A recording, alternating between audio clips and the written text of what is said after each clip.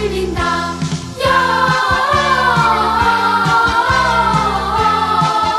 영광을 높이 계신 주께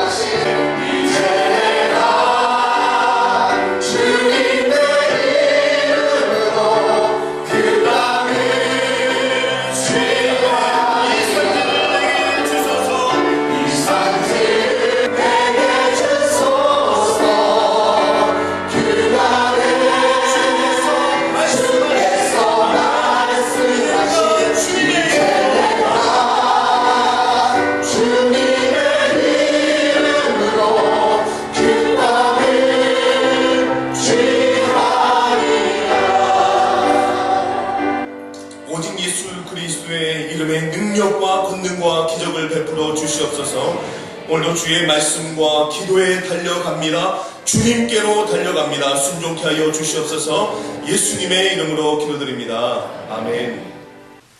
신약성경 사도행전 3장 1절에서 10절을 함께 찾으셔서 기도하실 때 오늘 하나님께서 우리에게 주시는 계시의 말씀으로 받으시기 바랍니다. 제가 먼저 1절을 봉독하겠습니다. 제9시 기도 시간에 베드로와 요한이 성전에 올라갔으에 이제 성전에 들어가서 사람에게 날마다 미국이라는 성경문을 읽는다. 그가 베드로와 요한이 성전에 들어가려 함을 보고 구걸하거늘 그가 그들에게서 무엇을 얻을까 하여 바라보거늘 베드로가 그에게 은과 금을 내게 이것을 주노니 나사렛 예수 그리스도의 이름으로 일어나 하더라고. 오른손을 잡아 일으키니 발과 발목이 곧 힘을 얻고 위에 서서 걸으며 우리와 함께 성전으로 들어가면서 걷기도 하고 뛰기도 하며 하나님을 찬송하니 모든 백성이 그 걷는 것과 하나님을 찬송함을 보고 그가 본래 성전 그에게 일어난 일로 인하여 심히 놀랍게 여기며 안진뱅이여 일어나라 라는 제목으로 박승기단 목사님 하나님의 말씀 선포하시겠습니다. 오늘의 사건은 바로 이런 바람처럼 임하고 불처럼 임했던 성령의 거대한 역사가 임하였던 한중간에 자리 잡은 내용인데요. 오늘 이 안진뱅이 사건은 우리들에게 중요한 두 가지 특징을 보여주고 있습니다. 한 가지는 시간을 정해놓고 기도하는 제자들 가운데서 일어났다는 사실입니다. 성경은 이렇게 전합니다. 제9시 기도 시간에 베드로와 요한이 성전에 올라갈세. 이 바람처럼 불처럼 임하였던 성령님은 우리가 그 안에 있는 모든 사람들을 다 변화시켰고 밖으로 뛰쳐나가지 않으면 안 될 만큼 강력한 소용돌이가 있었습니다. 그리고 성령의 말하게 하심을 따라 그 말씀이 선포되는 놀라운 영광이 있었는데 그것을 통해서 사람이 변화되고 물건을 통용하고 정말 인간으로서는 그동안 생각하지 못했던 일들을 경험케 하였습니다. 그런데 오늘 본문에서는 바로 그 핵심에 있었던 사도 베드로와 요한이 제9시 기도 시간에 기도하러 성전으로 올라갔다는 사실입니다. 우리는 성령 충만하게 되면 뜨거운 거, 또 그러면 열광적인 거, 어떤 의미에서는 보면 좀 광적인 거, 이런 것만 생각하기 쉽습니다. 방언이 터져나오고, 날마다 가슴이 폭발적으로 역사하고, 이런 부분을 생각하기 쉽습니다. 맞습니다. 그런 모습이 성령 충만한 사람들에게 임하는 중요한 특징입니다.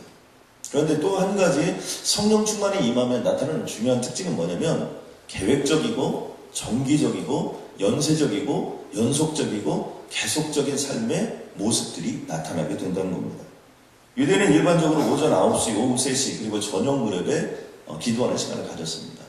그런데 바로 그 기도하는 시간, 성령 충만해서 가슴이 부리듯 올라왔을 터인데도 불구하고 바로 베드로는 성전을 중심으로 해서 제9시 기도 시간을 오늘날 용어로 좀 바꿔보면 오후 3시 정도 되는 기도 시간에 기도하러 예루살렘 성전으로 올라가게 되었다는 사실입니다. 우리가 이것을 통해서 알 수 있는 것 중에 하나는 무엇이냐면 우리가 성령의 충만한 모습은 뜨거운 것, 또 그리고 어떤 여러 가지 모습들을 내포하고 있지만 또 한 가지 중요한 사실은 뭐냐면 경건의 특수성보다 경건의 일상성의 모습이 나타난다는 겁니다. 이 영성이라는 것도 그렇습니다. 우리가 연말 특세를 통해서 온 성도님들이 2주간에 걸쳐 폭발적으로 하나님의 영광을 올려드리며 영성의 특수성을 향해서 나아갈 때가 있습니다. 그러나 영성의 특수성보다 더 중요한 사실은 뭐냐면 영성의 일상성입니다. 매일매일 일상의 삶 속에서 성전을 중심으로 해서 하나님을 만나는 모습, 지금 사도 베드로와 요한은 우리에게 그러한 모습을 보여주고 있는 것입니다. 또 한 가지는 기도 시간에 이러한 사건이 일어났다는 사실입니다. 성경은 이렇게 전합니다. 제9시 기도 시간에 라는 단어를 거기에 포함시키고 있는 것을 볼 수 있습니다. 이것을 통해서 알 수 있는 것은 뭐냐면 모든 사람들이 이 땅을 살면서 기적을 원합니다. 맞습니다.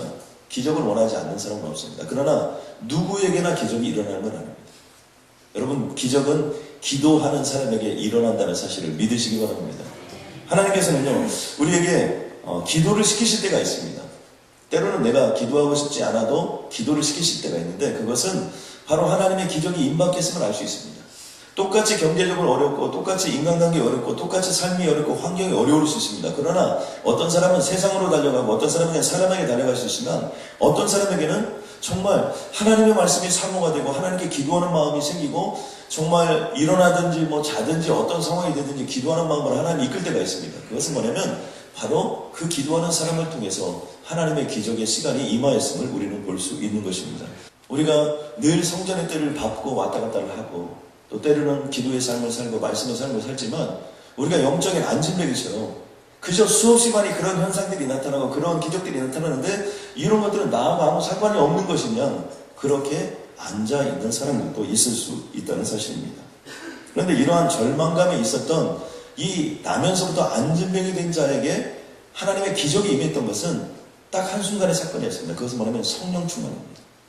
사도 베드로와 지금 사도 요한은 성령의 충만함으로 말미암아 어떻게 보면 더 풀필먼트라고 했을 때 충만의 충만, 정말 그 충만이 가득 찬 사도 베드로와 요한이 그곳을 지나가고 있게 되었던 것입니다. 여느 때와 나름없이 이런 일들이 거기서 벌어지고 있었는데 이때 사도 베드로가 그 안진병이 된 자를 주목하여 보았다고 되어 있습니다. 그러니까 이 안진병이는 누구를 만나게 되냐면 성령이 충만한 사람을 만나게 된 것입니다. 어떻게 보면 이 안진뱅이가 사도 베드로와 사도 요한을 찾아간 것이 아닙니다. 사도 베드로가 주목하여 이 안진뱅이를 보았던 것입니다. 이 안진뱅이는 아마 오랫동안 많은 사람들을 보았기 때문에 벌써 성령이 충만한 사람을 알아보고 저 사람은 돈이 좀 될 것이다 이런 부분을 느꼈던 것 같습니다. 그리고 사도 베드로에게 또 사도 요한에게 구걸하는 모습을 보였습니다. 그런데 눈과 눈이 마주쳤을 때 그때 이 동전 한 입을 원했고 어떤 금은을 원했던 이 안진뱅에게 사도 베드로가 선포했던 것은 지금까지 사도 베드로의 삶 가운데서는 전혀 있을 수 없었던 전혀 새로운 자기도 어찌할 바를 모르는 하나님의 말씀을 선포하게 되는데 그것은 은과 금은 내게 없거니와 나사렛 예수 그리스도의 이름으로 걸으라 명하니 일어나 걷게. 여러분 아멘입니까? 여러분, 세상의 모든 가치의 척도가 무엇입니까? 그것은요, 은과 금입니다. 이 세상은요, 원든 원치 않든 돈이 있느냐 없느냐를 그것을 판단하고요.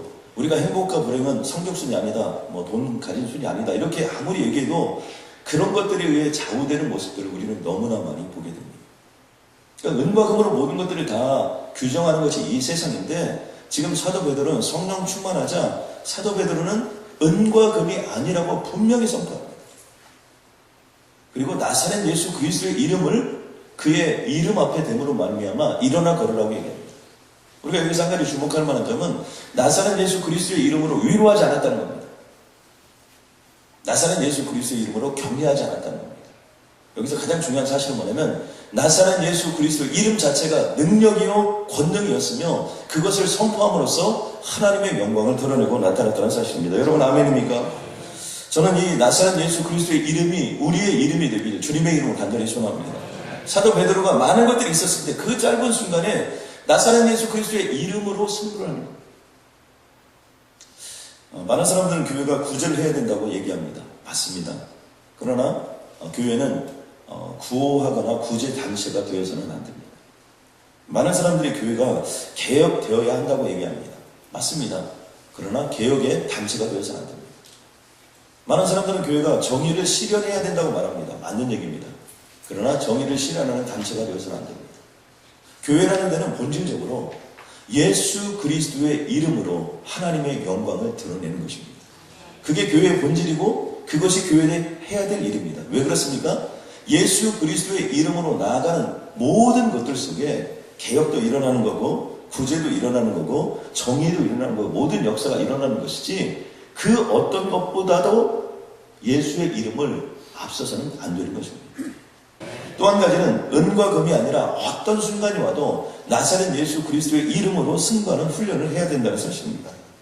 여러분, 교회의 타락은요, 오직 예수, 오직 성령을 벗어났을 때 교회가 타락합니다.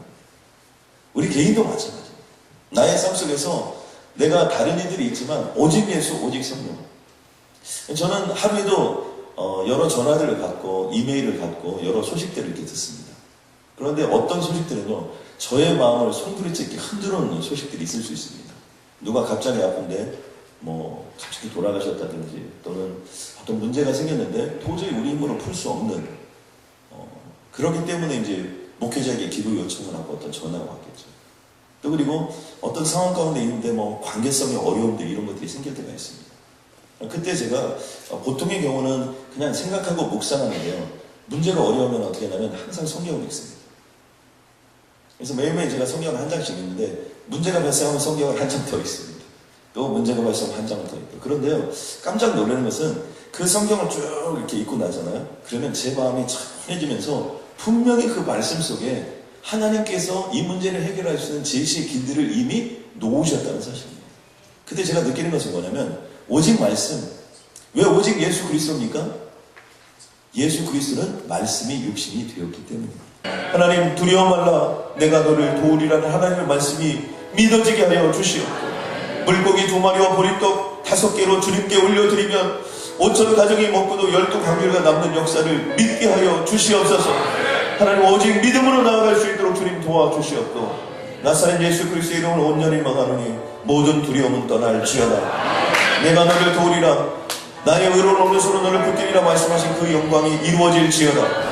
하나님 영적인 안전병이들 이 시간 다 일어남을 받을지어다. 아버지 역사하여 주시어서 하나님의 것이오니 하나님의 뜻대로 인도하여 주실 줄로 믿사오니 강하고 담대한 믿음으로 오늘 한 날도 승리하며 남은 날 동안 주님의 영광을 보게 하여 주옵소서.